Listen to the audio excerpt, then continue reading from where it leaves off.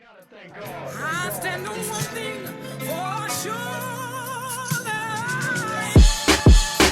When I think about the victory, and as a black man, all that's pitted against me, can I get an amen?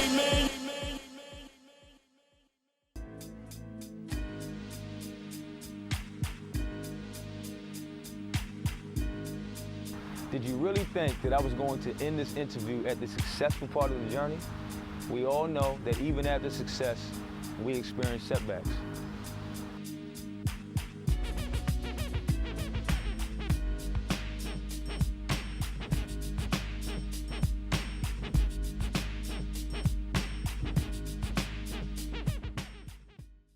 At that point, were you just trying to just figure things out?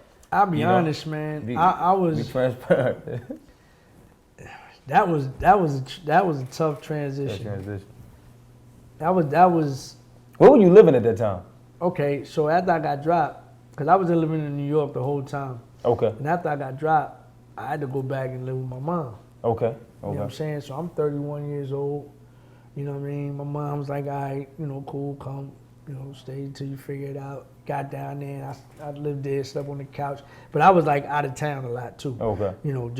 I still had some bread left. You know what I'm saying? My mom taught me all about finances and economics, so I didn't blow my dough completely, even though, I wasn't getting the money I thought I should have been getting. I know how to save. Sure. So I had some stash, was bouncing here and there. Were you still performing at that time at all? I think I had a couple spot dates here and there, you know what I'm saying?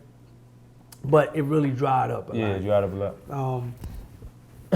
And then 5 months after me staying there, it's like, my mom came in there one day and said, you gotta go. Like, I don't care where you go, but you gotta get out of here. It's like, come on, man, you gotta figure it out. And so that's when I'm like, all right, I'm still writing, still trying to make records. I called my brother, moved down to Atlanta, moved in with him. Okay. I made a single called Ready, Willing, and Able. Okay. And then actually Marlon Wayans financed that. He sent me $500. Wow. I pressed up some copies, shot a video and all that. Sent me $5,000. Pressed up some copies and all that, you know what I'm saying? And then, kind of made a little buzz, but, it was tough. Transition, sound was different, you know what I'm saying? The Atlanta sound started to come up a little bit. You know what I mean? Lil Jon was on fire. So, you got all of these elements, things were changing. So I just had to, I was trying to figure it out, man. Trying to figure it out. I was getting down on my last money. I met a shorty down there, met a, young lady, you know what I mean? She kind of took me in after my brother went to grad school, got his master's. So, I kind of moved in, reluctantly kind of moved in with her. Yep. Because, you... Still in Atlanta at the time. Still in Atlanta, but it's, it's a pride thing. Like, I don't have a gig. I'm still trying to do the music thing, and I got to make some decisions. I remember, so I got down to my last $7. Okay. Right? And so I'm thinking to myself, what the hell am I going to do with this $7? Yeah. Like $7, I can go get a meal. But this is where the faith started kicking in. Okay. So then, I'm real. I'm happy. Yeah.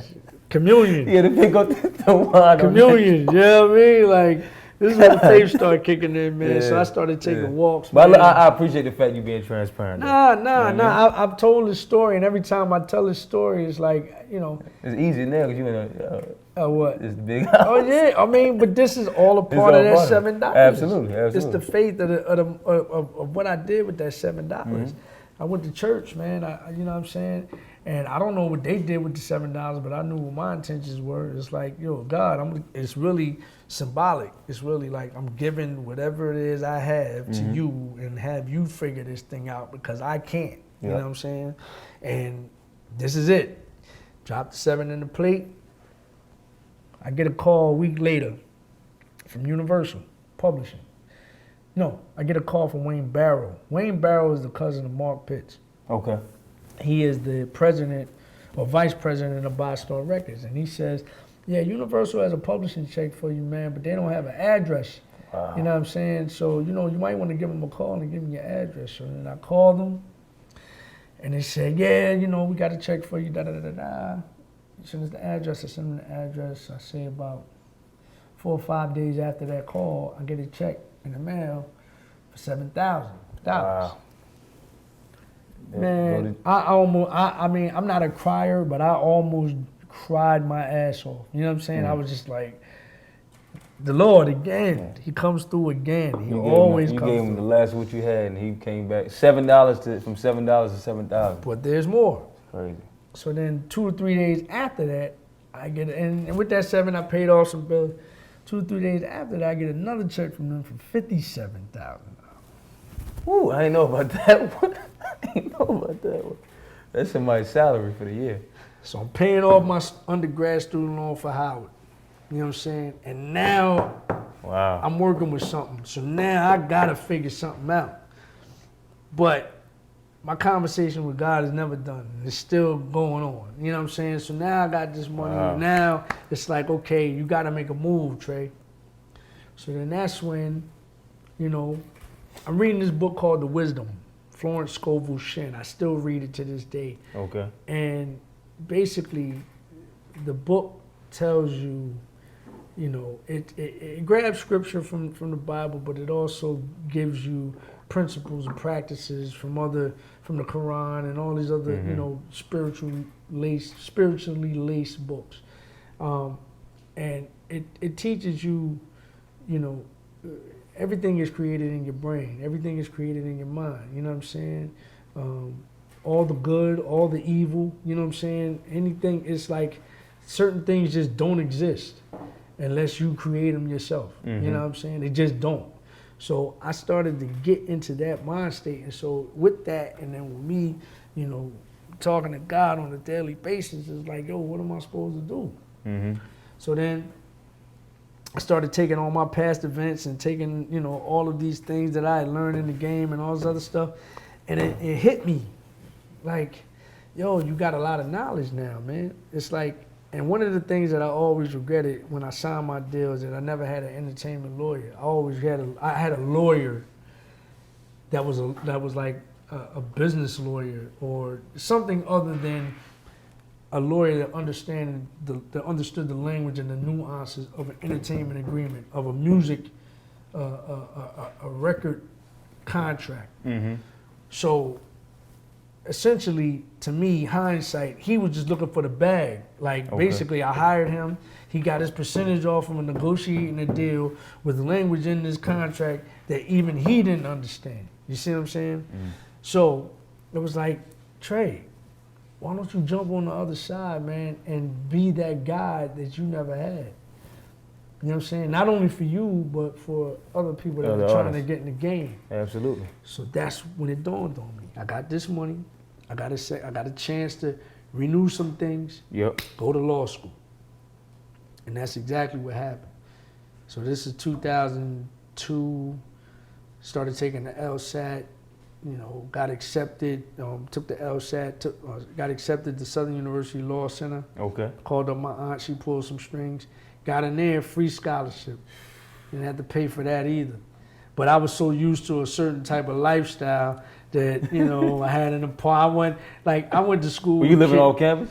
Yeah, I was living on campus. I had the nice 2-bedroom, 1-bedroom, 2-bedroom apartment laid out. You know what I mean? I couldn't just go down there and live in a dorm or something like that. Now, at that point, were you basically saying, I'm gonna live off this 50 plus, 60 plus thousand? I took a portion of that money. I paid off the rest of my undergrad. Okay. So now I'm debt free with that. Smart. Right there.